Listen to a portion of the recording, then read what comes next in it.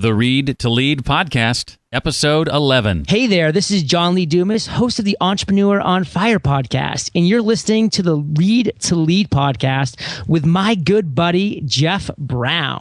Boom.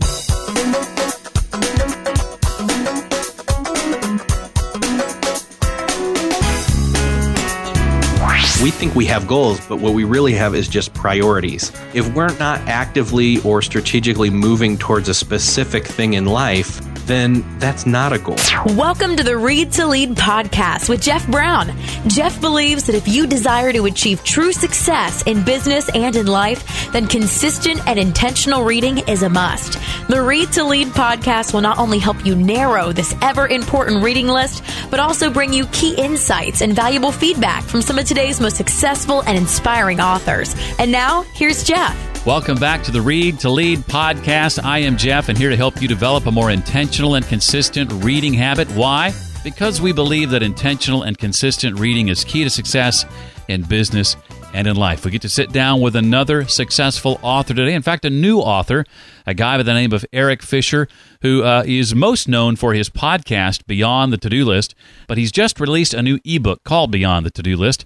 And in our conversation today with Erik, we'll learn why so few of us set goals, even though we know they're important, what fuel for your goals is and why you need it, what some of the most important goal-setting fears are and how to attack them, and how to avoid the dangers of comparing your progress to others. That and more when we chat with Erik today for episode 11 of the Read to Lead podcast. Before we get into that, I want to share with you about an amazing conference coming up. So much more than a business, social media, or technology conference.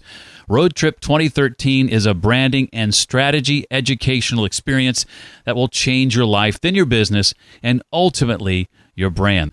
It's the Road Trip Conference featuring over 30 speakers, including Chris Licurdo, formerly of the Dave Ramsey team, and author, speaker, and blogger Seth Godin. Again, this happens October 10th, 11th, and 12th in Cincinnati, Ohio.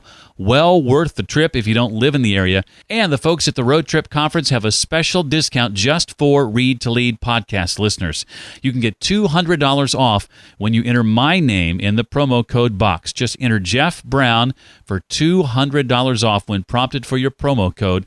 To find out more about the Road Trip Conference, just go to this special URL I've created, readtoleadpodcast.com/roadtrip, and that'll redirect you to their site. Easy to remember, readtoleadpodcast.com/roadtrip. Enter my name, Jeff Brown, in the promo code box for $200 off your registration. Erik Fisher is a veteran podcaster of 6 years. He currently hosts the show Beyond the To-Do List and does social media segments for Cliff Ravenscraft's podcast Answer Man, which I love, both the show and the social media segments. And he is also the new author of the ebook, along with Jim Woods, Beyond the To-Do List, Volume 1, Goals, a step-by-step guide to making and meeting the goals that matter. Erik, welcome to the Read to Lead podcast. Thank you so much. It's been a pleasure to be asked to be on. Well, I hope you say that when it's all over. I will say it anyway. How about that? Okay. All right. Well, before we jump into the book, I was hoping that you could share with us a little bit about your podcast, maybe for those that don't know about it, because I love listening to it. And I think it's a great podcast, Beyond the To-Do List. Why should we listen? And how did it get started? What was the impetus for it? Yeah. Well, it's a show where I interview guests that I admire or find interesting, and in what I'm interested in what they do or what they say. I have conversations with them about how they self-manage themselves and how they do the great work that they do, or about their unique perspectives on living a productive life. And obviously it's called Beyond the To-Do List. So I don't just talk about, all right, what tools do you use? What calendar do you use? What do you use getting things done and things like that? I think some people get that idea. I've had some feedback saying, I liked it when you I liked it when you used to just interview people about that. And I'm like, I never did that. This has always been, I went back and listened to old shows because again, it's a learning experience for me. Right. This whole project has been a learning experience. I wanted to get to talk to these people and learn how they do the awesomeness that they are and do. And so that was my goal. And It came about because I just had an itch to create a solo show. I didn't have a show at that time. I was doing a show with Cliff Ravenscraft that was a regular weekly social media. Serenity was the name of the show, Social Media Serenity. And then he scaled back, and I didn't have a problem with that because then we moved me over to his podcast Answer Man and doing the social media segments. And so I decided I need an outlet. I have never done a solo show. I had done hosted shows before, guested on different shows, but had never done a solo show. And so I wanted to do that. And it took me a while to figure out the formula of what it was I exactly wanted to do. But once it kind of hit, it started to snowball into what it is now. And I assume that the book comes out in part due to just all the great things you've learned from these successful guests you've had on your podcast. Yeah, exactly. And I didn't want, I had people all along saying, so are you going to transcribe all the interviews and put it out in a book? And I'm like, that's lazy. Why not just create something? I wanted to create something. And so the book, the genesis of the book was actually, I had ideas for what I wanted to do myself and actually still do. There are things that have not come out yet, but then I met up with Jim Woods at PodCamp Nashville in the first weekend in May. And we both got to talking. We already knew each other, but we got to talking about what we were working on. And suddenly it was like, oh, our project should probably meld into one super Uber project. Don't you love that? I do. Well, this, as I understand, is the first in a series of 3 books. We call this Volume 1, Goal. So why the choice from you guys to break it up into 3 volumes? Yeah, well, a few different reasons. We started discussing melding our 2 projects together, and it seemed to make sense that based on what we wanted to cover, not to put 3 topics all in one place, but to break them out, especially for the format we felt the first section needed, which is that the first book is. It also then allows us to be working on a series instead of just one book, which we kind of thought, oh, that's kind of exciting. It means, the first one, when it's coming out right now, is really just kickstarting something that we're going to continue to work on, and a process of, okay, we launch something, we learn how to create it, market it, launch it, and then we do better the next time. And we get to do that 3 times with this single project. And honestly, there's a couple other, key marketing strategies behind it. It's nice to have 3 different books that all tie together out in the Amazon store that are short and to the point and focused. And then that way, once all 3 of them are out there and you come across it, some people are going to pick up this first one because they already follow the show or follow Jim, and that's great, or hear you talk about it on this show. Others, they won't discover it until later, but they'll find maybe the 3rd volume and they'll pick that up and think, oh, that's great. And then discover suddenly that there's 2 other ones. So it's that kind of interwoven, they all market kind of each other. It'll be great to see, hey, others who bought this one bought these other 2. And that, there you go. It generates revenue off all 3. Now, I hope most of us understand just the importance of setting goals. But if they are so important, why do so few members of the population, as most studies show, actually do it? I think the reason that people seldom set goals is that we don't think we need to. I think it can be hard to decide even what it is you want and then to even work for it. And some of us who already think we do have goals, we do so because we think we have goals, but what we really have is just priorities. But that doesn't mean anything. If we're not actively or strategically moving towards a specific thing in life, then that's not a goal. We can say we have a priority of, family or something else, but if we don't have something specific we're aiming at there, then saying it's a priority doesn't really mean anything, and it's not a goal. And there's a power, isn't there, in writing it down and not just having it in your head, basically? Yeah, exactly. Like just saying it out loud. I'm actually a person who learns a lot as I talk to others. And what I mean by that is not just what I learn from hearing them say, but I figure out the problem and the answer as I hear me say it. I work through the problem talking. And so, yeah, I wholeheartedly believe that stating things and saying, oh, by the way, I have a goal of this thing, and that's a goal, and now figuring out how to do it, that suddenly takes, even without writing it down, but that is definitely the next step and definitely important, moves you towards it, even that little bit, by saying it out loud and saying you desire something to have or be a certain way. Yeah, we hear a lot these days, Erik, about intentionality. One person in particular that comes to mind that we both admire, Michael Hyatt, used to call his blog Intentional Leadership. He actually has a different tagline for it now. I can't remember what it is, but it's still largely about, obviously, intentional leadership. We talk about intentional reading on this podcast. Successful people are intentional people. How will this first book in this series address intentionality? Well, there's that kind of saying, and I don't know who said it, but it's that whole thing about if you aim at nothing, you'll hit it every time. And that's totally true. I mean, like others, I mean, you probably have experience with this, and so have your listeners, that you've had periods of time where you've aimed at nothing in your life, and those times don't yield nothing, but you'd be in an entirely different place in your life if you had set a goal at that point and then started working towards it. You can imagine where you would be right now. It's that whole thing about, if you'd put $1 in the bank when you were, a baby or a teenager or whatever, and left it there to continue to accrue interest or kept depositing to it, you'd have your retirement set. Well, without setting that early, it's never going to happen. And I'm not saying it's too late, but it's one of those things where if you aren't actually aiming at something, then you don't really ever get the better or the best stuff that's out there in life.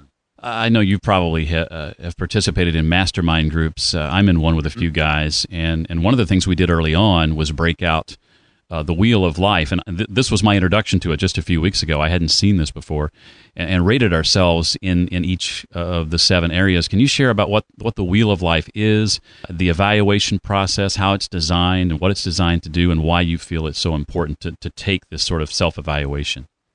Yeah, I think that we include it in the book, and we even kind of take it, I don't know, maybe a few steps further than the actual Wheel of Life originally is intended for.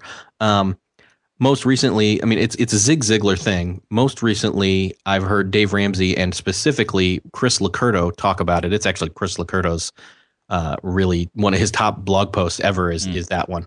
Actually, it's the top Googled thing. If you put it in Wheel of Life in in Google, you'll get Chris Locurdo's post. It's that popular. So what the Wheel of Life is it's a, if you ever played Trivial Pursuit, it's kind of like the circle with all the pie pieces, and each of the different pie pieces is a different subject.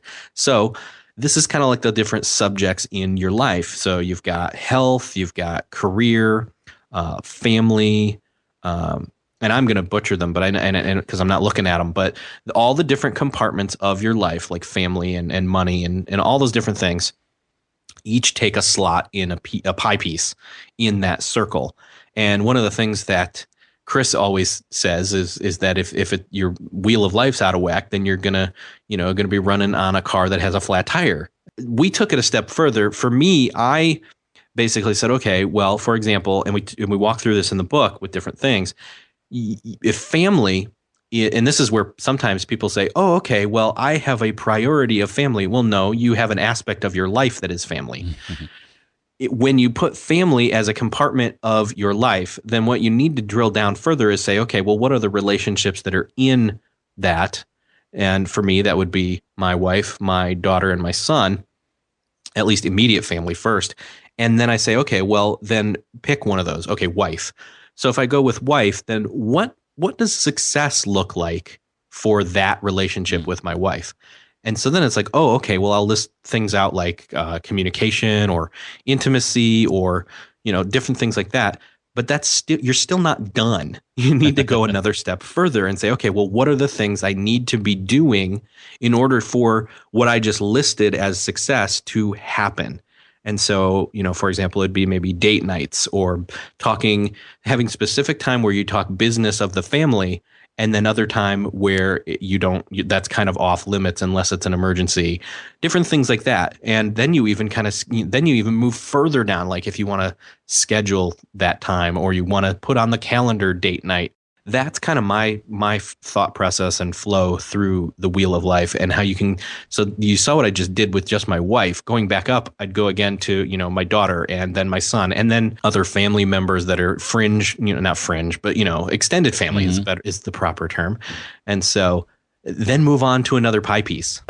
I think a lot of us, or I should say for the few of us that actually get to the point of writing goals down, I know for me, I often stop there, and it really is, I think what you're getting at is just drilling down deeper and deeper and deeper and deeper, and breaking everything down into baby steps, basically. Exactly.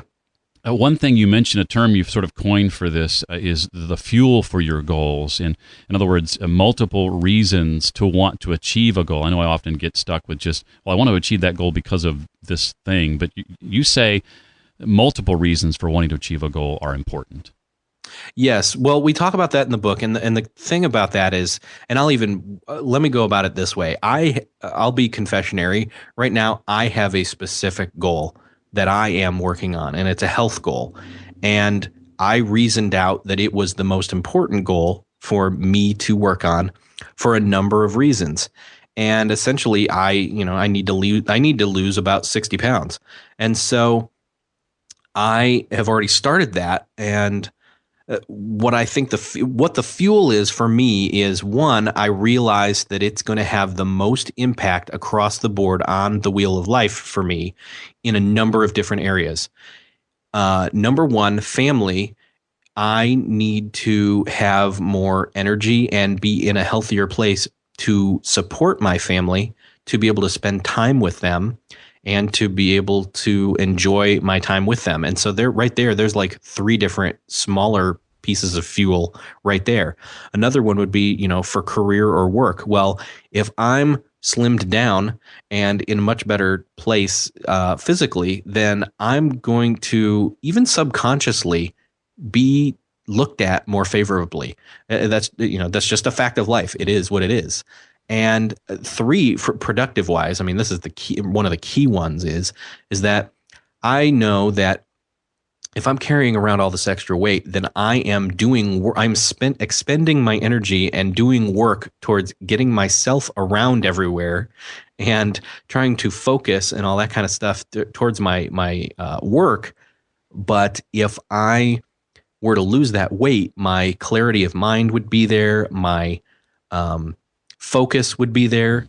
My ability to do more work or better work will be there. And so all of these different things, even listed down and just looking through and be like, oh, now why am I doing this again? Oh yeah, it's not just that I want to, look good or feel better. That's vague. That's just one emotional thing. But if you can look down a list and see all these different benefits, and you realize, oh, it's just that one thing I need to do, then I can do that. Let's talk about fear for a minute and those voices in our head. I'm currently reading Start by Jon Acuff. Mm-hmm. He's actually going to be our guest next week on the podcast. And you talk about how those voices and fear often get in the way of successfully achieving our goals.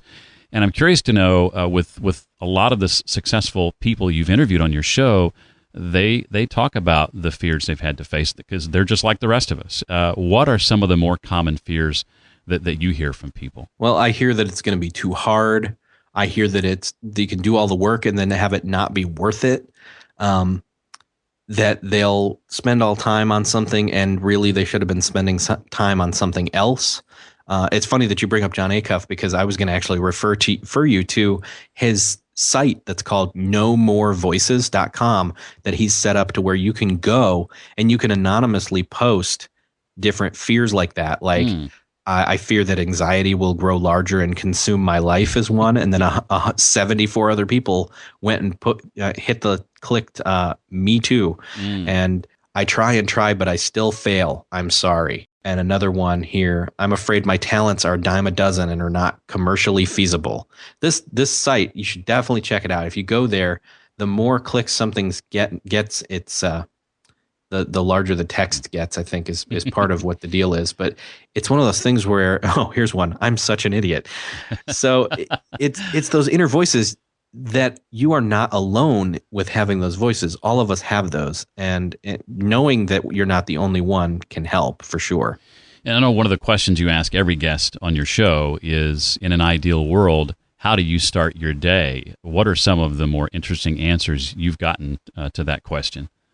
Yeah, well, that question seems to bring out a bunch of different answers. And from what I've seen, it seems to split where it goes one way or the other. It goes to first thing in the morning, they hit the ground running and doing work, or they do some kind of a perspective check or, recentering or grounding of their day so that they can move forward into their work having, again, a better focus, a better perspective on what it is they're working towards, that kind of a thing.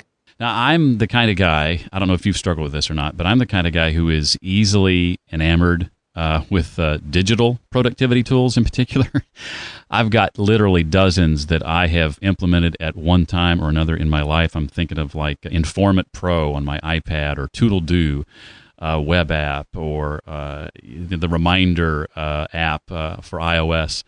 The problem is I struggle with being disciplined enough to keep using a particular one. I'll use it for a few days and then go off on some tangent. What advice would you give to people like me who struggle with that? Well, first off, I want to say, confession, I am just like you. My advice and what I've found more recently that is starting to actually work for me with this problem is to scale back. And I don't mean just like do less stuff. I mean scale back tool-wise and only use a very small set. What I needed, though, in order to pick the ones that I would actually use, is to determine what really needs tracking. Like if there's do I need what kind of what's my inbox? What's my main inbox? Was it my email inbox? Was it an inbox on my phone? Was it was it Evernote where I just throw every note in there and then in a default notebook, and then from there move it to where it needed to go? That kind of thing. And to even ask myself, where have things fallen through the crack before? Because obviously it's not just about picking certain tools. I mean, you can pick like 20 different tools. And if all 20 of those tools are being used, then that's not a bad thing. But if you only need a certain set of tools to accomplish everything, then throwing something from tool to tool to tool to tool doesn't really make a whole lot of sense if 2 of them will do the work of what 5 would. And so, again, you got to figure out what it is that you really need tracking, or what are you really doing work-wise? Where are places where things have fallen through the cracks? And then, honestly, to refer to David Allen's GTD methodology, is you need a trusted system. And so I needed to know, okay, if I put something in this one place, depending upon what it is, then I will know that's where that is until I move it into another trusted place that is either delegated or archived or acted upon, etc. The greatest thing I ever learned about productivity came from David Allen, and it was the simple idea of, and we've kind of touched on this, getting it out of your head and getting it down on paper. Oh, yeah. Well, related to that, what are some of your favorite productivity tools? Do you have a couple of favorites or things that you always go back to? Yeah, I have Drafts is on my iOS devices, and it's not anywhere else. But that's the thing, is my phone is always with me, and so I'll use that as the first place to put something. At least for now, I'm considering something else because I feel like putting something in a box that's not accessed or synced with a laptop isn't necessarily the greatest thing, because then I still have to pull the phone out if I sit down at the laptop and then forward it on. So I may just keep that as a quick reference notebook that I then shoot somewhere, and I can shoot it to anywhere from there. But I'm moving into Evernote again, honestly. Okay. I hadn't thought about it. I have used it in the past for different things, but definitely Evernote is something that after revisiting recently, I'm going to be moving more things into and using better. Another system that I know that I want to use as soon as the Mac 2.0 version comes out is OmniFocus. That's one that's pretty popular. One that I'm actually using right now that's really simple and is just syncing between my laptop and my phone is Clear. It's really simple. It's just some gestures. You swipe up or down to create a new entry, and you just type it real quick, and then it's there, and it syncs through iCloud. And so it's something that I'm using purely for work, so that if I suddenly randomly, when I'm not at work, think, oh, you know what, I need to do that, something or other, I'll pull the phone out, swipe down, type, add it to the list, and then put the phone back away, so that then I don't lose that thing, and I'm not occupying my time, doing work when I shouldn't be. And I'm one of those rare birds who has an iMac and an iPad and even an iPod Touch, but I use an Android phone. So I'm always on the lookout. That is weird. Why are you doing that? Come on. No, I don't care. I got to get with the program. Whatever works for you. Back to the book for a second. You talk a bit about the effectiveness of visual motivation. Share what you mean by that as it pertains to productivity, and why you think visual motivation is so important in productivity and setting goals and accomplishing goals. Yeah. Well, if you can see something, then in other words, like the carrot before the horse will move because it literally sees the carrot right there, and it's like, oh, I'm going to get that. Well, if you can visualize something, if you can see something, like for example, if I, let me see, it can be a number of different things, but for me, if I, with my health goal, could go and look at a picture of me, like from my wedding, then you would see, oh, there's a point where I was actually, slim and healthy and awesome. And, I had more hair. That I can't fix, but the weight thing I can fix. So I can remember that feeling in that time.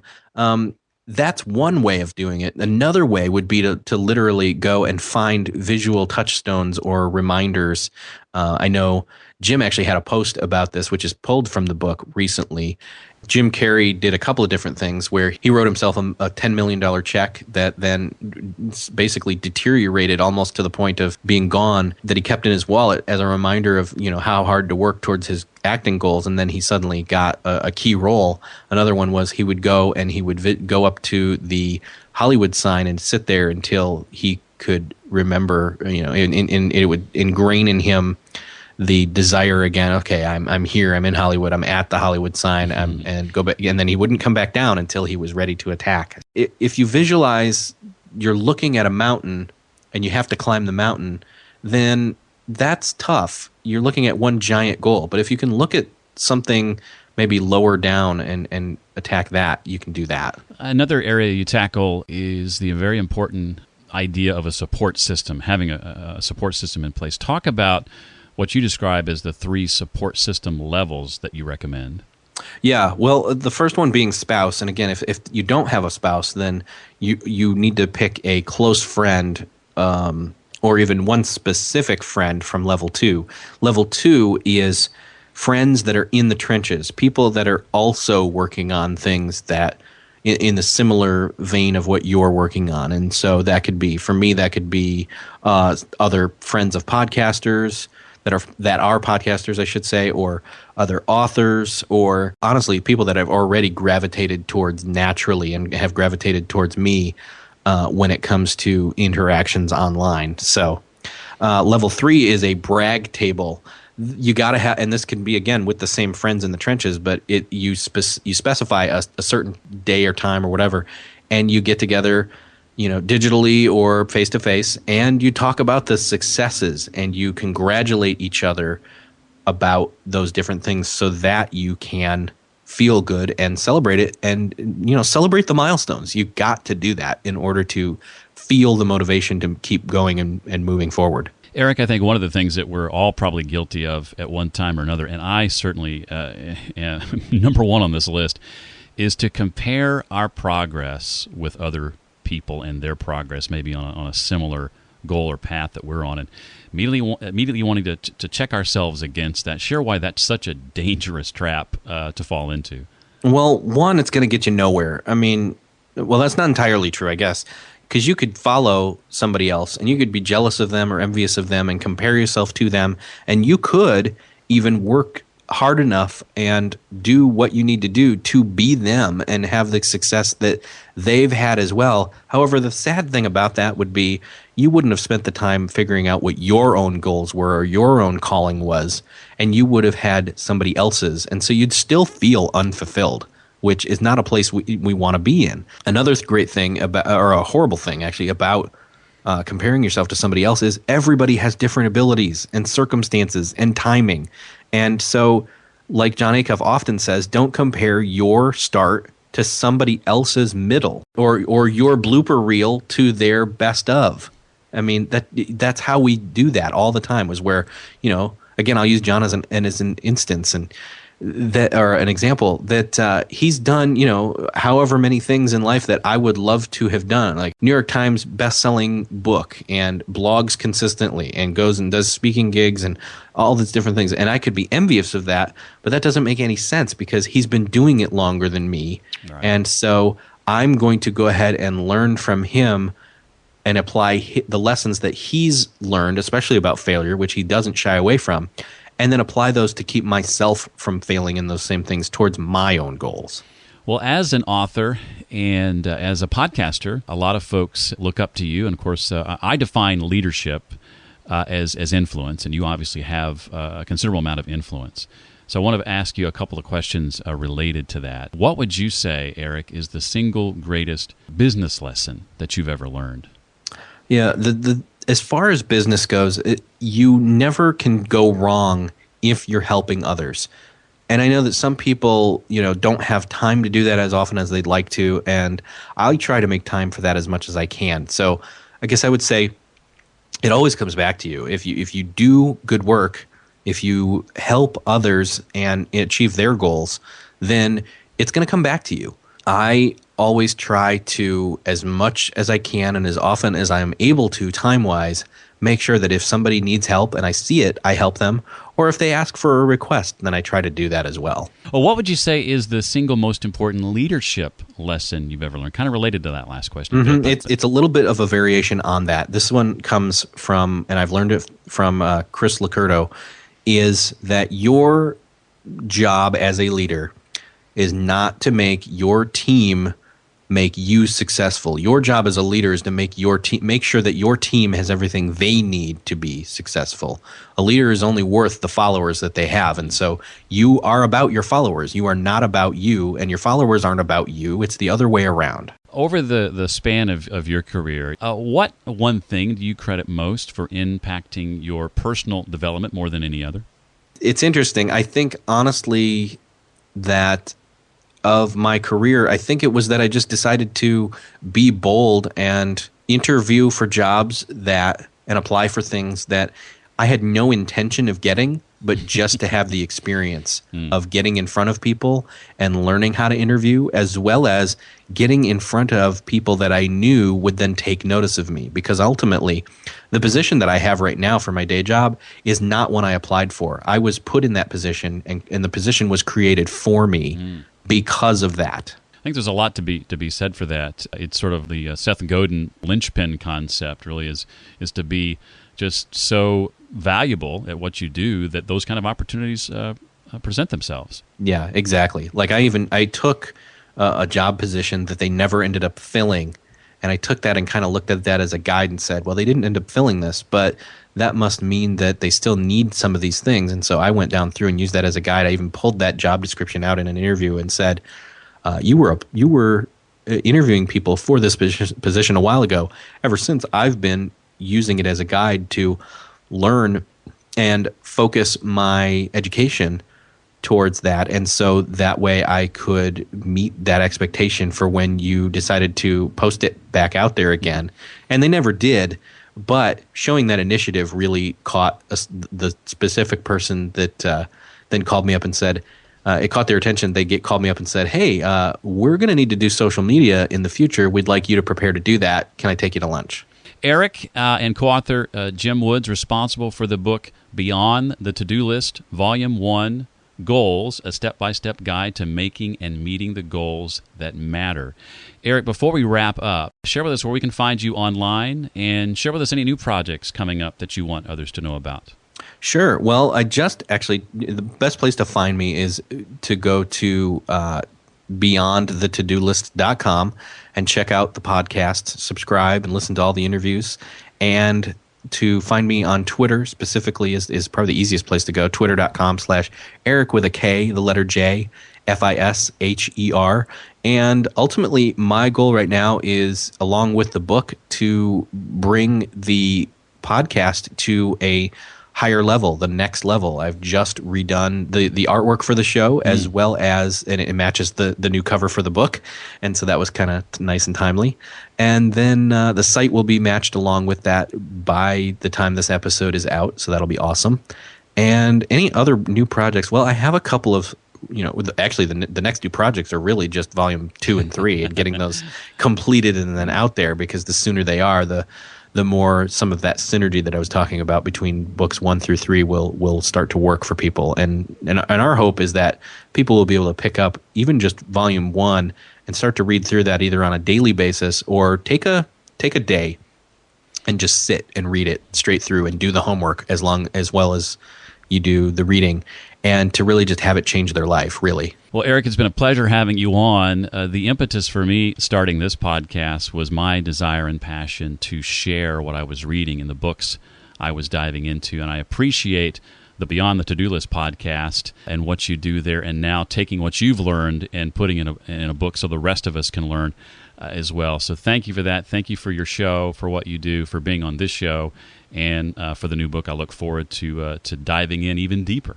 Yeah, thank you so much. It's been a great pleasure to be on your show. I hope you enjoyed our conversation today with Erik Fisher. Erik is very active on Twitter, and I know would love to get a tweet from you and get your thoughts on today's episode of the Read to Lead podcast.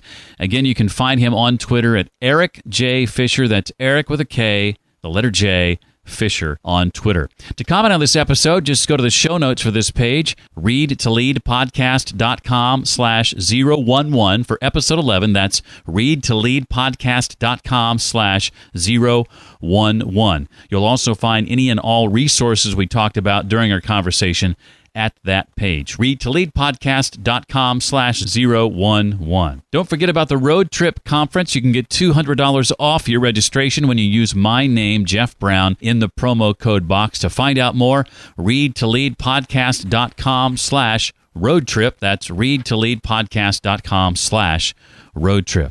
Finally, it would mean a great deal to me if you would rate and review the podcast, especially if you enjoy it. This helps ensure others have a better chance of finding it, and it would just mean a great deal to me. If you give it a 5-star rating and leave a review, I'll be sure to mention your name in an upcoming episode of the podcast. Speaking of which, I want to thank Bill Todd of the Red Backpack Podcast for his review. Also, Drew1124, Devin Dabney as well, and N.R. Johnson, who said he's blown away by the podcast. N.R. Johnson, I have to say, I'm blown away by your review. It was fantastic. It moved me. Thank you very much for what you had to say. To leave your review, just visit readtoleadpodcast.com/iTunes. That's readtoleadpodcast.com/iTunes. Next time on the show, we welcome none other than Jon Acuff, author of the book Start, Punch Fear in the Face, Escape Average, and Do Work That Matters. He's one of my favorite authors, and it's an episode you are sure to love. Well, that'll do it for this week.